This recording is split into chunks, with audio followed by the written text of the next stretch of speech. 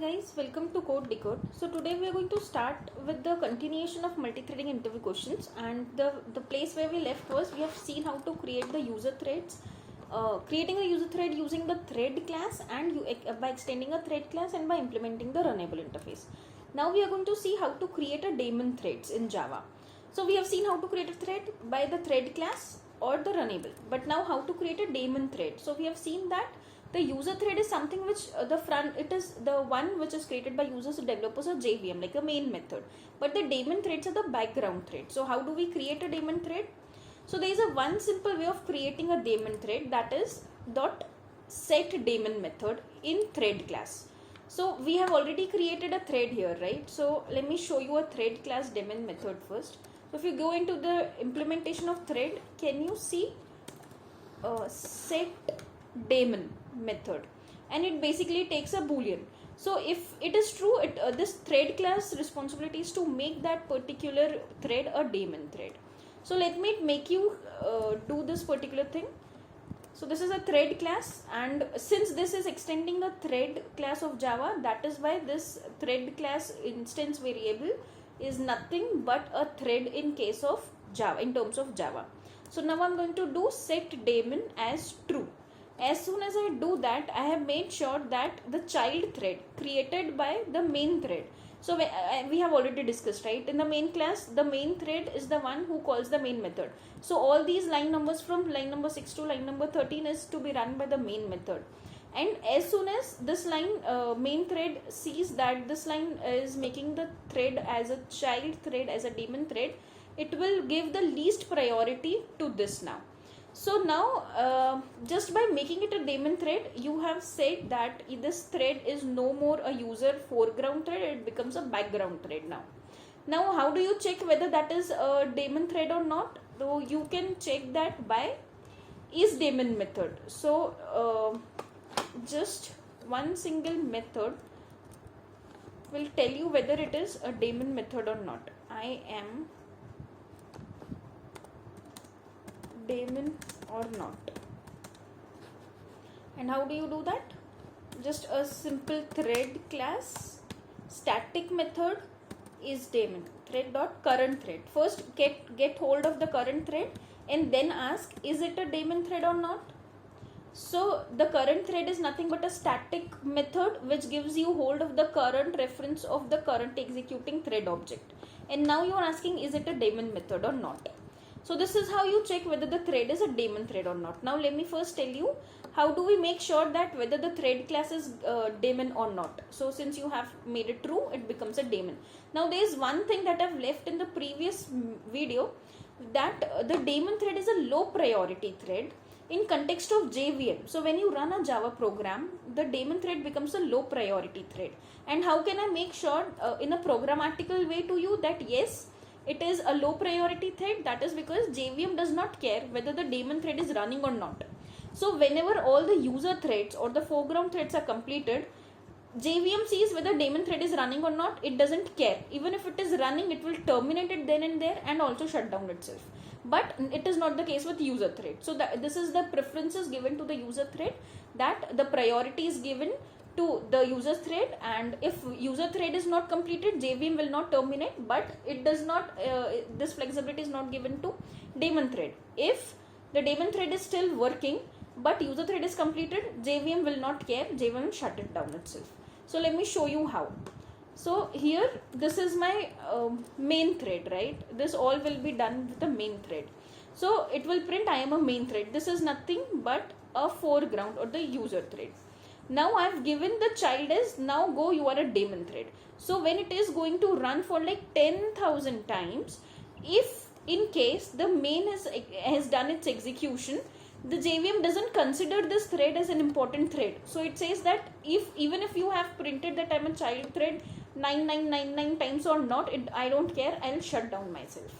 So let me first tell you without the daemon thread output. Okay, so let me run this. Now can you see console? I am executing the child thread till 999 and I am not a daemon thread. So am I a daemon thread? Answer is false. So currently I have commented it, that is why it's false. And you can see my main is executed 10 times from 0 to 9. And my child is also executing from 1 or 0 to 999. Now let me make it a daemon thread for you. How do we make a daemon thread? By setting it true. Now let's run it. As soon as I run it, I can see that now the console's output is completely changed. The first output is this is the main thread, which is a user thread, and the main thread runs completely till 9. In the meantime, whenever child is getting a chance, child also runs, and child doesn't run to 9999, it only runs till 17 and it ends. Why? This is how I can prove you that whenever you create a child thread as a daemon thread, that thread is not given any priority by JVM, and you can see my console is terminated. It doesn't wait for child thread to complete its way because I've set it as daemon true. So this is how I proved you that JVM does not care about daemon threads if it is running or not. So just make sure before making any thread daemon, you just should be very sure that it will not complete its task as and when the foreground threads or the user thread completes its task. JVM doesn't care how much you have done your work, it will terminate your JVM. So this is a very important question in terms of the daemon threads. And I've told you how to check whether it is a daemon thread or not. So here our output was I am a daemon thread or not. It is true because in the thread class I've given this I am a daemon thread or not. So thread.currentThread.isDaemon is the method to tell you whether it is a daemon thread or not. Now a very important interview question is again, can we call this method before the start method or after the start method? So the question is, in the main class I have set this as true, set daemon is true before the start is called. What if I do it after the thread is started? So it's as good as you are telling Java people that start my thread, oh I just remembered, now I want to set it as daemon thread. So Java people won't entertain much of this thing, because if you do this, that if you don't set the daemon thread before starting the thread, then it will give you illegal state exception. I'll show you how. To 10,000 because my console is not able to see your output. I'm going to run it. Okay, so can you see the exception? The exception says set daemon is true, illegal state exception. So as discussed, if you do this, that if you start a daemon method and after starting it you say please set it as daemon, it will give you an illegal state exception. If you want a thread to be set as daemon, do it before it is starting in Java. So what is the main difference between a daemon thread and a user thread? The main difference is that JVM will not wait for daemon thread before exiting, while it will wait for user threads, and it doesn't exit until and unless all the user threads finish their execution. Now they will also ask you, give an example of a daemon thread or the background thread. You can always give an example of the garbage collector. That is why most of the times when your application stops running, maybe your all the vulnerable, all the garbage collectable users variables are not collected by garbage collector, because garbage collector is a daemon thread. So I hope that much is clear about the daemon thread. If you want more or questions on that, let me know in the comment section. Now let's start with the basics of the multi-threading. What is the difference between the start method and the run method? Okay, so first let me remove this daemon thread for you, and also let me remove this whether I'm a daemon or not. I just want everything to be done in the foreground of the user threads only. So difference between t.start and t.run. So you can see that while we are creating a thread instance and then we are starting it, indirectly the start actually calls the run method. So what do you find, what is the difference between the start and run method? So in case of start, the new thread will be created which is responsible to execution of the run method. So here if you can see, whenever I call the start method, the task of this is to do two things. First, initializations of the thread and making it available to scheduler, and secondly to call our run method. But in the case of t.run, if you just don't do that, if you just call t.run, now what will happen? This t.run will not actually do anything. It will actually go here. It will just call it the existing one. It will not actually go and create a new thread. It will just execute like a normal main method. Now how can I prove this to you? So when I do this, let me go into the thread class and let me print the name who is actually printing this for you. So let me just print that I am, my name is, and how do you print a name of a thread? you should first get hold of the current thread. As soon as you get hold of a current thread, you will get the name using the get name method. So this is the run method. Okay, so let me first tell you with a start. If I just do with a start, what happens is a new thread is created, and that is why it says that my name is thread 0. So this is a new thread created. If it would have been the main thread, the name would have been I am executing a main thread. So the name would be main, but this thread name is thread 0. Now this is why it makes sure that I'm not only creating a main thread, I'm also creating a child thread, and the child thread name is thread 0. So at line number 8, from line number 8, here after this it creates a child thread named as thread 0, and this is run by main thread, while this is run by the child thread named as thread 0. Now the question is, what if I do directly call a run method? If I run this, can you see a difference? I am executed by the main method 99, but when it causes the execution of a child thread, my name is main. So here it was thread 0. Okay, but now it's not a thread 0, it's rather what I am main. And also, did you see the difference in the previous? If you go back in the video, you can see that the child was executed later on, the first main was executed, and then in the last we were seeing my name is thread 0. So if in the program, if you replace the t.start with t.run, that is, you don't call the t.start method but directly call the t.run. So what is the implications of doing that? The implication of doing that is that it will not create a new thread, and just like a normal method, main thread will work. So what does main thread do? It goes here, it finds the main, it creates an instance of it but calls the run method directly. It does not do anything in initialization or anything, and it does it in a synchronous or a way which is sequential. So it's a sequential output. Why?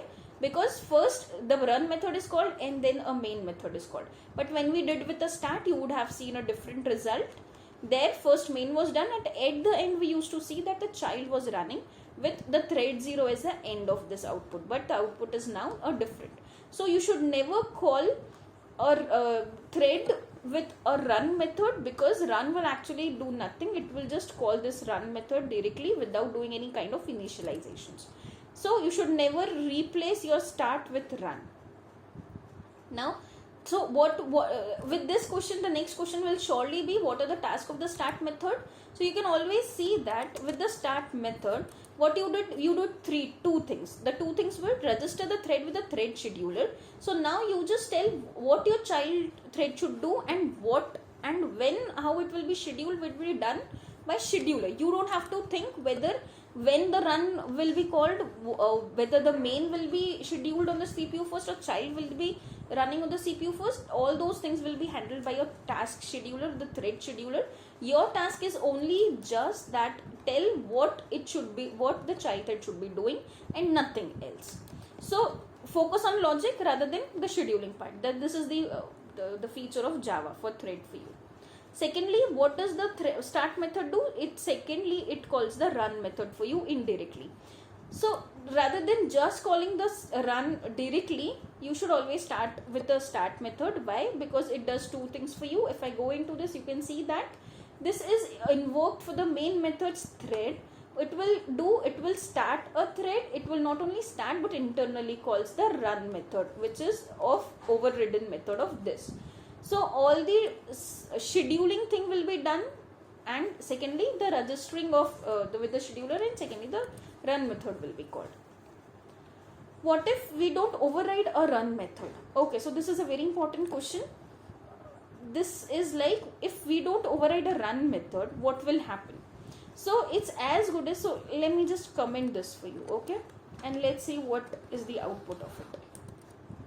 And also I don't want my main method to, okay, just leave. If the main is doing something, let it do. So it should, currently what I'm doing, I'm executing the main thread from 0 to 10.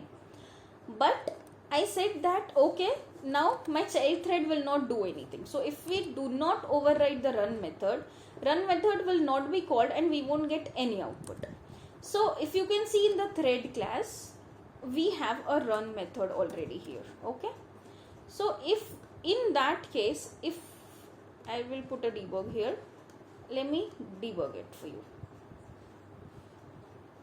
So can you see my debug goes into the start method because I've called the start, and then rather than going there, it comes into the run method, and this is the thread class run method. If I do F8, can you see it's the main thread which is running and my child didn't do anything. So it's basically useless. As you were saying to Java, go please create a thread. How do I ask my Java to create a thread? Using this, I'm just creating a thread. I'm just starting a new thread with thread.start. But since I haven't done anything in the thread class, that is I haven't overridden my run method, I'm saying that create a thread, but this thread will do nothing for you. So why do you even create it at first place? So it's useless to not to override run method and create a thread. So it's always recommended to override a run method. If that is clear, let's move to, can we overload a run method? And the next question for sure the interview will ask you is, how will you overload? So your answer should be that you can overload by passing some parameters. How can, because this is the run method, right? So you want to overload a run method, you can actually modify the run method taking suppose an integer j. So this is how you have overridden, but your @override will overrule it, because @override says that it should be as good as what it is in a thread. So in thread it is no argument, that is why I need to comment the @override, then only this method will be available to you as with a single argument. So this is how you overload a run method. Now what if you do that, will my output will be the same? If I try with that, if I try to run it, the output is again the only main method, it's not the child. Why? Because this thread, let me debug this for you first. This actually calls the thread. So great, my thread is start method is called, but again my run is called because you haven't overridden the run method. So this is as good as doing nothing. You are as not overriding the run method. So you can do this, but it will be of no help to you. So this is a bad idea. You should never overload a run method. And now if I try to run this for you, can you see my debug output? My debug output says a start method of the thread class is called and my run is not called this time. Can you see the run method of thread class does not have, I do have a debugger, but control doesn't go here, but my child is executing and the child's name is thread0. So is that enough for why do you need to overload and why do you need to override and why you should never overload a run method? Now even the second question it can ask you that you can, but start will call the no argument and run only. If you do that, a problem will be that this start will call the thread class run method, which is as good as doing nothing. Can we override a start method? Okay, now this is again a very tricky question. This is a start method. Okay, now can you see that we are calling a thread class dot start and there is no start method defined here. So for sure the start method will be called from the overridden part of the thread class. So in this thread class, do you have a start method? Yes, we have seen that start method many a times. This is my start method, public synchronize void start method. So this is always called whenever you call a start. Now if you try to override, so this is not final. So if this method is not final, what you can do? You can override it. So this is the biggest mistake which we try to do. If we override a start method and if we comment the super.start, and now if I just print, hi, I've overridden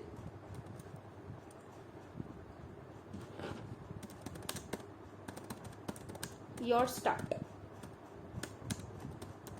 method. So what will happen? What do you think what will happen in that case?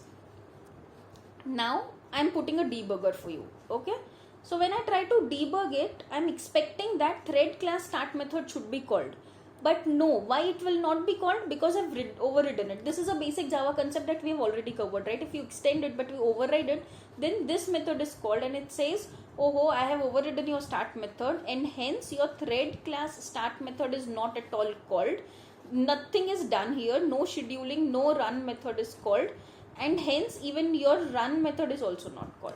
So this is the worst part. You should never override a start method, because if you do that, run is not called, even a new thread is also not created. So how can I make sure that this start method is, what we always thought is at line number 8, whenever you do thread.start, you think that now at line number 9 you have two threads, the main thread and the child thread, but now that's not the case. Why? Because you have overridden it. Now how can I prove you this, that it's not a child thread? I can prove you this by printing it. So let me run this again for you and see, can you see my name is main? So what is it? My name is a main thread. I have overridden your start method, and now your start method is as good as nothing. I'm not going to initiate a new thread. I'm just a main thread. This is a sequential program. This is no more a multi-threaded program. So this is the disaster of overriding a start method. So you should never override a start method. Okay, next very important question. Can we restart the same thread again?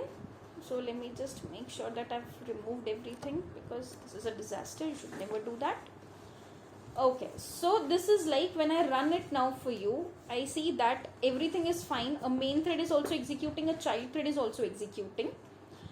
Now the question is, can you restart our already started thread? So line number 8, I have already started my thread. What happened at line number 9 if I start it again? So let me run it for you. Okay, so can you see what happens? You got an illegal thread exception. So you can never restart or already running thread, because this is a thread. At line number 8, you said that thread class dot start. Now you have created a child thread. You should never restart it. You should not do that, because it will give you a illegal thread exception. You cannot do this directly with super.start also. So now few interviewers are making this more tricky. What they do is, now in this run method, can I do it here? Okay, so this is not a thread class, so I want to start it. So first get hold of a current thread and then start it.